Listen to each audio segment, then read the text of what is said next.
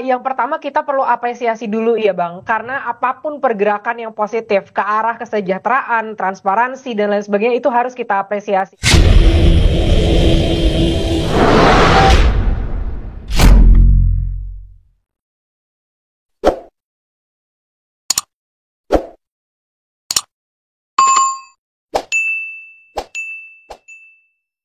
Kalian kenal Salsa Erwina? Belakangan ini sering muncul di media sosial, tapi siapa sangka, di tahun 2012-2016, dia ternyata penggemar berat Jokowi. Dari belusukan sampai harapan jadi presiden, semua pernah dia tulis di Twitter.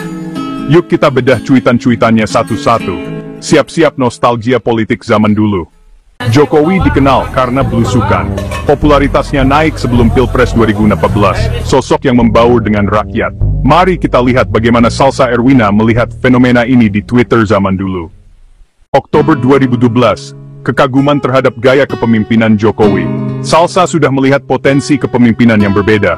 Oktober 2012, harapan Indonesia punya 50 pemimpin seperti Jokowi dan Basuki. Visi tentang kepemimpinan yang lebih luas untuk Indonesia. Di 11 Desember 2012, reaksi lucu Salsa Erwina membandingkan dirinya yang mudah sakit versus Jokowi yang kuat belusukan, momen relatable dan jenaka. Gimana menurut kalian? Apakah Salsa Erwina memang fans berat Jokowi zaman dulu? Tulis pendapat kalian di kolom komentar. Jangan lupa like dan subscribe untuk konten menarik lainnya. Ke arah kesejahteraan, transparansi, dan lain sebagainya itu harus kita apresiasi. Mereka sudah mau bertemu dengan kita, sudah mengakui adanya tuntutan itu, sudah membuka ruangan untuk masuknya mahasiswa ke dalam, dan sudah memberikan komunikasi juga. Jadi sebelum adanya deadline sudah diberikan komunikasi apa aja perubahan-perubahannya, itu kita apresiasi Bang, perubahan itu. Namun benar adanya memang pencapaian dari apa yang kita tuntut itu masih sangat jauh dari apa yang kita harapkan ya. Contoh saja nih, dengan transparansi gaji yang udah diumumkan, ini akhirnya terjadi kesimpangsiuran lagi nih Bang. Karena ada yang bilang 60 juta ini sebenarnya lebih tinggi malah dari gaji sebelumnya. Jadi benar tunjangan rumah itu dihapuskan, tapi overallnya gimana gitu. Nah, karena nggak adanya transparansi dan penjelasan, komunikasi yang jelas, akhirnya memunculkan kesimpangsiuran lagi gitu. Dan juga ada beberapa yang memang gampang sebenarnya ya untuk dilakukan dalam tanda kutip karena yang lain sudah melakukan, tapi masih juga belum dilakukan hari ini. Contoh memecat karyawan-karyawan kita yang arogan, yang masih juga belum dilakukan oleh PDIP gitu. Contohnya ya. Dan terus Bang, tapi kita akan terus untuk kawal ini semua. Dan mungkin kemarin kita dengar banyak sekali kritik gitu ya dari masyarakat. Mungkin ini tuntutannya ini terlalu normatif, tuntutannya ini tidak substansial gitu ya. Karena memang keterbatasan waktu dan keterbatasan lain sebagainya. Tapi menurut saya pribadi, ke depannya kita harus kolaborasi nih, dari mulai mungkin aktivis, dari mulai ahli hukum tata negara, dari mulai pihak-pihak yang memang ahli di bidangnya untuk bisa membuat tuntutan kita ini jadi lebih substansial gitu Bang, untuk harus bisa didengar oleh DPR setelah ini. Salsa, kita tahu baru beberapa poin saja dalam tanda kutip dikerjakan begitu ya. Lalu kira-kira poin apa lagi yang menurut Anda bisa dikerjakan dengan cepat oleh DPR dan pemerintah?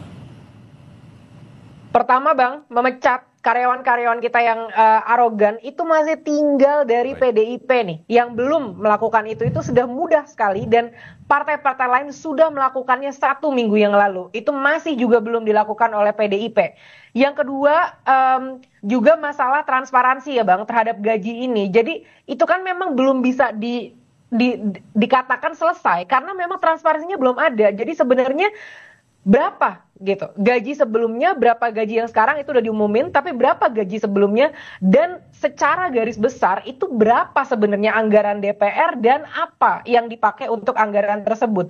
Dan ini bukan tuntutan kosong ya Bang, karena memang sebenarnya ada dalam undang-undang Pasal 9 dan 11 nomor 14 tahun 2008 tentang keterbukaan informasi publik. Maka publik sebenarnya berhak untuk tahu Bang apa yang terjadi dan berapa anggarannya dan untuk apa saja setiap sensnya. Karena ini adalah investasi dan kita nggak mau investasi ini menjadi investasi bodong. Yang ketiga adalah RUU perampasan aset. Ini sudah jelas sekali diperintahkan oleh Bapak Prabowo gitu ya, bahwa segera disahkan RUU perampasan aset.